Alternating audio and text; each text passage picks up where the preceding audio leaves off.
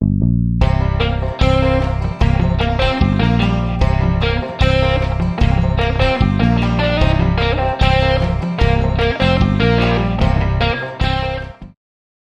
going on, y'all? It's been a while since we've made a video. Took a much needed family vacation. Checked out Disneyland with the wife and kids. Felt good to get away from work, kind of de-stress a little bit, and have some fun. Now we're back here in the shop. Let's go ahead and show you what's been going on. Project therapy session. We left off not wanting to start. Something's going on with the fuel system. It's throwing a Charlie 41 code, which is something to go with the fuel injection wiring, the relay. Let me show you what I did before we left real quick. Kind of show you where we left off with it. Kind of getting flustered with the fuel injection, honestly. It's not something I'm familiar with. It's kind of I need to learn how to troubleshoot stuff better with that kind of system. I'm used to carburetors on bikes. So let's go ahead and show you that and go from there. So we were leaving off. The bike didn't want to start. It was having a problem with the fuel injection. I don't know what's happening. I got a Charlie 41 code, which is like a fuel pump relay wiring. I did find the connector messed up. They spliced the dyno jet wiring right next to the connector, and it's just was a crappy connection. So I went ahead and used some new connectors, made my own setup, and it's still not working. Still throwing the same code. Messed with all that before vacation. Didn't get to making videos for you guys.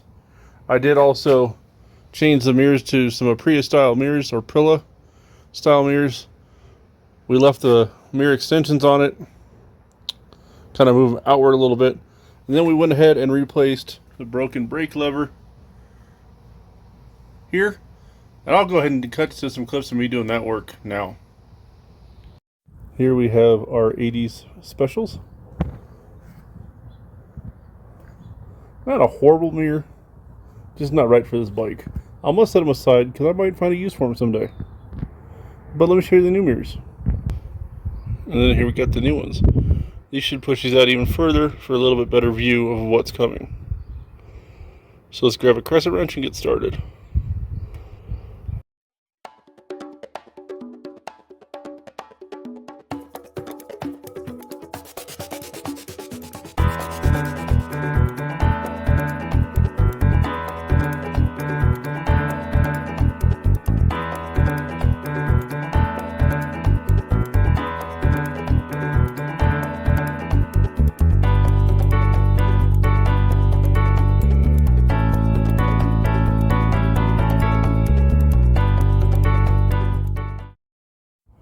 Well, I forgot to hit the record button, but installing the right side was just the same as the left, and now we are looking 10 times better.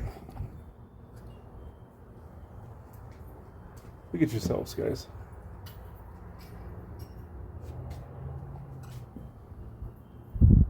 We might still get rid of these extensions. I won't know until I get on the bike and see how it looks.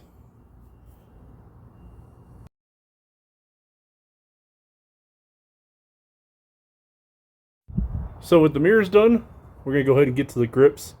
We're going to replace them with some black Scott grips, kind of like an old school style grip. I've always been a fan of them. They're affordable. I think they were like $8.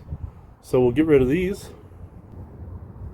which match the bike. They're yellow and black, but you can see they've seen better days. Same as this side. This one's starting to crack but hasn't got there yet. So let's go and get the new grips out and swap those over. Here we have the Scott Sport grips. They're the black waffle. Smaller diameter is for the left side. Bigger diameter for the right for the throttle tube. And you guys can get a good view there. Now on the left side, we're going to also have to open this so the handlebar will push through so we can put the dampener on it. Let's go and get those put on the bike. Start removing the grips. Start on the left side. We are going to go ahead and take this little dampener or end cap off, and we'll remove the grip, get some soapy water, and then slide the new grip on.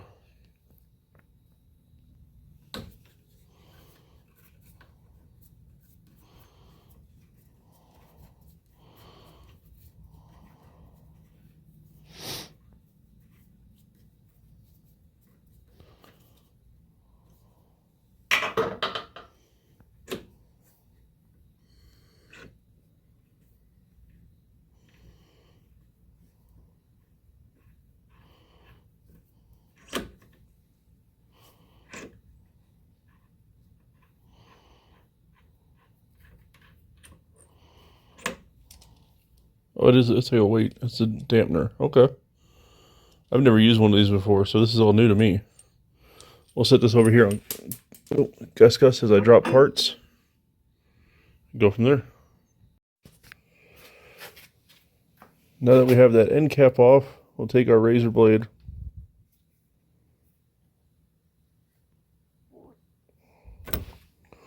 Just slice these open. Oops. As I hit my camera and knock it all over.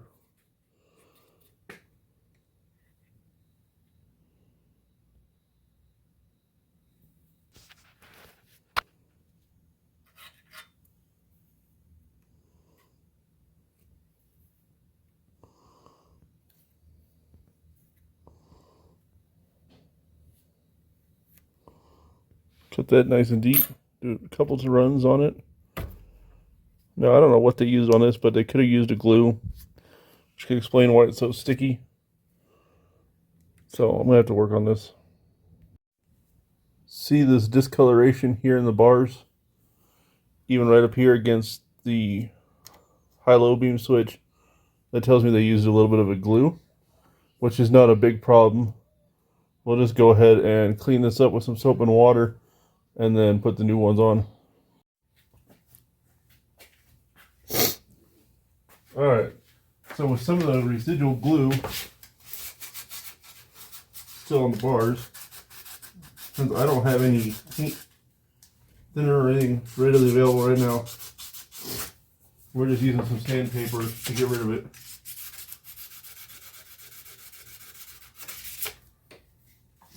That way this can fit the new grips without any hiccups.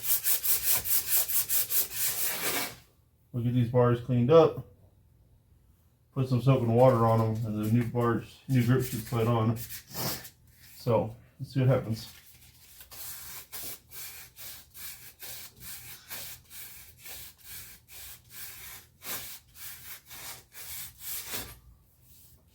Alright, let's go get the soap and water. We'll try to get this new grip on.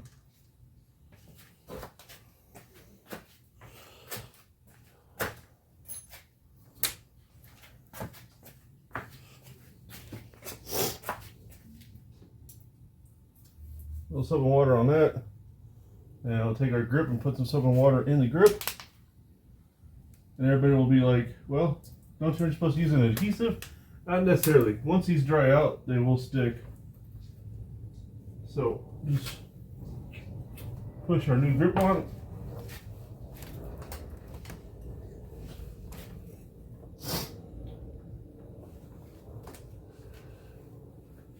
And you can twist as you push on, it'll work. And then you want it to get however you want it lined up. I'll aim the Scott back at us. So now we'll let this sit out and let it dry out for a little while. Then we can put our end cap back on it. See? Nice and straight, easy swap. And yes, they move a little, but they'll dry out and they'll stick. Now we'll do the other grip. This one should be easier, especially because it's falling apart. Alright, this one should be a lot easier. This grip is already halfway apart.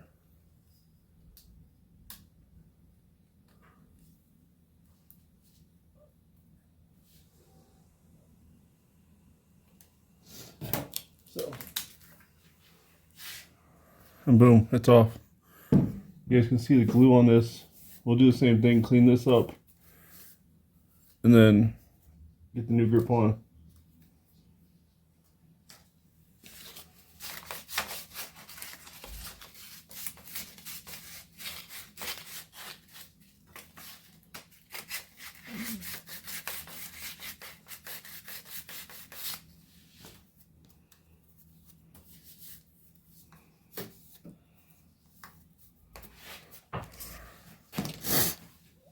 That being done, get our little soap mixture, and I'm working in tight spaces right now, guys. I've got the Bronco in the garage. I don't feel like moving cars around. Now this one, the water won't run out as easy because we still have this grip end on. On the other side, we had to cut it off for the dampener.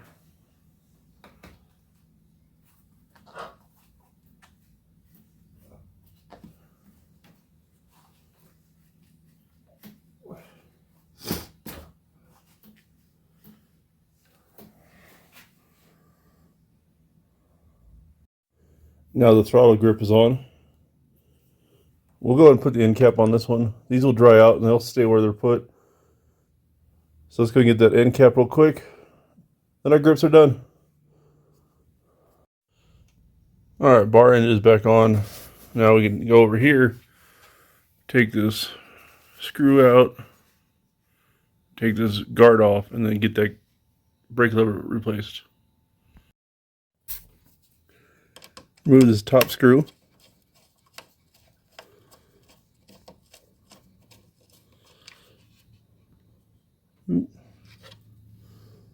Set that aside. Now we'll go down to the bottom and remove the bottom bolt. It sits right here.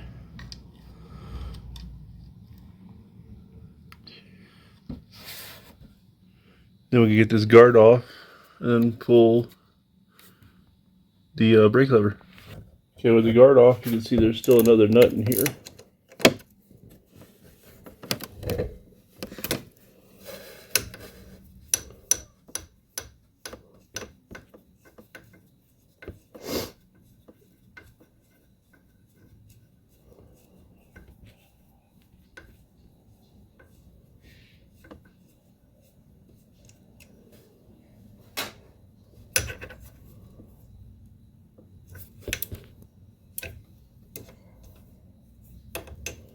Now we'll just take this out.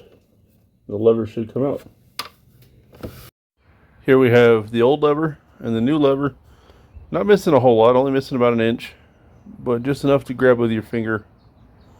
So we'll go ahead and bolt this new one back in and then put it back together. New brake lever is on. Tightened down as good as it needs to be. We'll get the guard back on it and then we can start troubleshooting the electrical.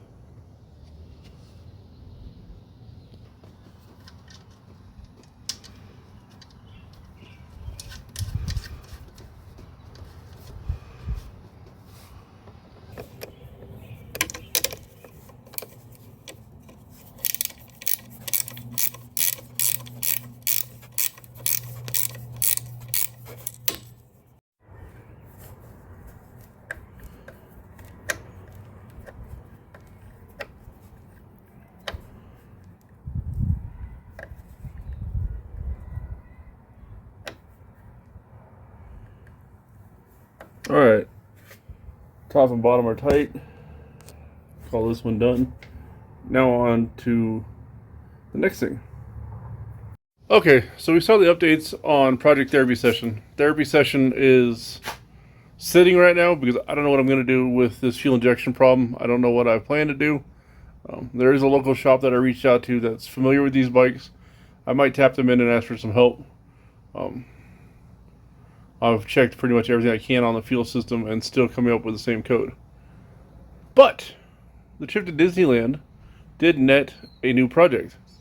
So let me go and show you that.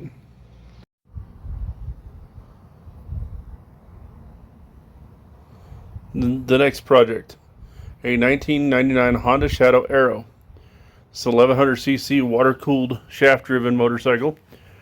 This was the bike that Honda got sued over by Harley Davidson because of the engine design, the styling, and it's a nice looking bike. From 100 feet, it does get mistaken for a Harley.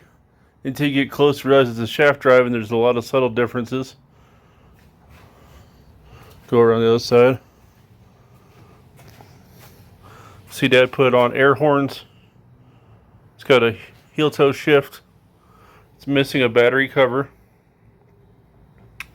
It's got older saddlebags on it. Now, they're not horrible, but they do need cleaning. This bike does have a salvage title because it was dropped. The truck backed into it, knocked it over.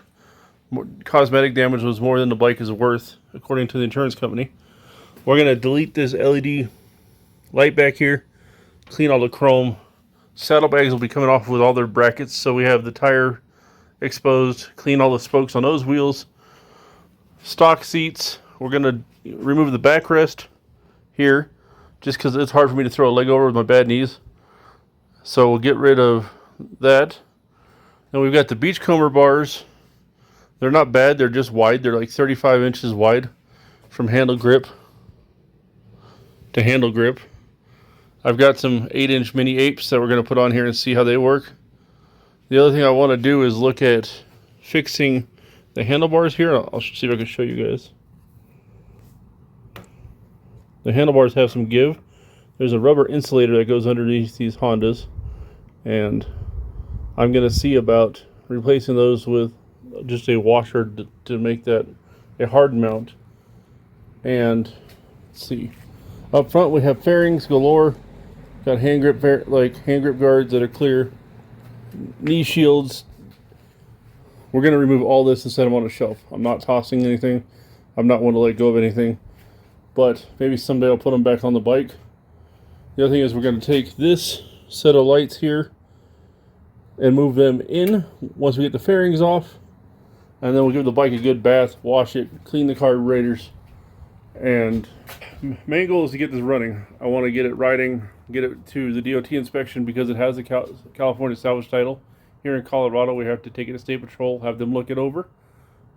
Once it's legal, registered, and I know it's running and reliable, then what we'll do is probably end up tearing it all down. I want to clean the frame, clean up all the chrome, repolish the forks, bring it back to its former glory. I might reach out to Steve Sorensen Customs and let him take a look at the gas tank and fenders and maybe repaint them a different color. And then as well as doing that, we might powder coat the frame, swing arm, and a bunch of miscellaneous pieces in white. So it kind of has like that old school 70s vibe. I do need to get new throttle cables, new clutch cables, and we'll probably replace those with stainless steel braided lines, just because they look better as well. I haven't decided what I'm going to do about the